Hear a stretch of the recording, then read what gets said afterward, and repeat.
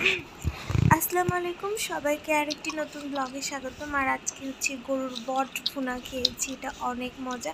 আমার কাছে তো এটা থেকে দারুণ লাগে। আপনাদের কার কার কাছে কেমন লাগে সেটা আমাকে জানাবেন। আর আজকে সারাদিনে কি খাই আর সাথে আমার মা হয়ে ওঠার গল্পটাও আপনাদের সাথে শেয়ার করবো। সো আমার ভিডিওটা দেখতে থাকুন। যাই হোক, সকাল সকাল আব্বু অনেক খুঁজে খুঁজে আমার জন্য এখন তো আর পাওয়া যাবে না, যাই হোক শেষ বাড়ির মধ্যে হয়তো খাওয়া হচ্ছে, জাম আর হচ্ছে তালশাঁস নিয়ে এসেছে, সেটা আমি খেলাম। খাওয়ার পরে এখন অনেকগুলা শাক তুলে নিয়ে এসেছে আম্মু। শাকগুলোকে হচ্ছে ভাজি করে দিবে। যদিও আমার শাক সবজি তেমন একটা পছন্দ না, তারপরে এখন এই টাইমে খেতে হয়। আর আজকে আমি একটা কথা বলবো যে অনেকে যারা পিসিওসের প্রবলেম, থাইরয়েডের প্রবলেম, প্রোল্যাক্টিন হরমোনের প্রবলেমে ভুগছেন, তাদের জন্য হচ্ছে একটা টিপস থাকবে।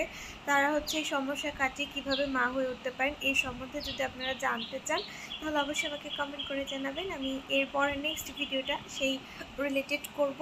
যাই হোক, আজকে দুপুরের খাবার মেনুতে ছিল হচ্ছে নারকেল দিয়ে আর রসুন দিয়ে হাঁসের মাংস ভুনা। এটা কিন্তু আমার কাছে অনেক মজা লাগে। আর বাবার বাড়িতে আসলে কিন্তু শুধু খাওয়া আর খাওয়া, মানে পুরাই বলতে গেলে একটা হেলদি লাইফস্টাইল লিড করা হয়। আমার কোনো কাজ তো নেই, সাথে শুধু একের পর এক খাওয়া। আর আমার মাঝে মাঝে একটু ভিডিও ক্লিপস নেওয়া, যদিও আমি সবসময় ভিডিও ক্লিপস নিতে পারি না, কারণ আমার শরীরের ওপরে কথা বলা, আমি নিচে যে মানে আমার আম্মু নিচে যে রান্না করে সেখান থেকে আমার ভিডিও ক্লিপস নেওয়াটা অসম্ভব হয়ে পড়ে। অ্যান্ড হচ্ছে সাথে আরও রান্না করতেছিল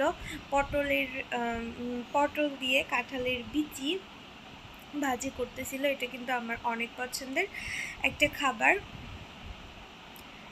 এই খাবারটা কিন্তু অনেক আম্মুকে, আমি আসলে সবসময় আম্মুকে সব ধরনের খাবারই বলি যে একটু লবণের পরিমাণটা কম দিতে, কারণ এই টাইমে আমার লবণ আর চিনি খাওয়াটা একদমই ক্ষতিকর।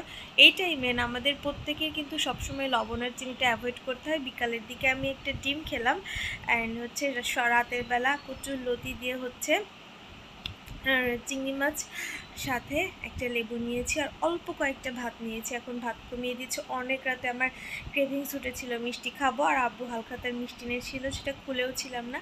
এখন ফাইনালি আমি এই মিষ্টিটা খাবো। মিষ্টিগুলো কিন্তু অনেক মজা অ্যান্ড অনেক টেস্টি ছিল।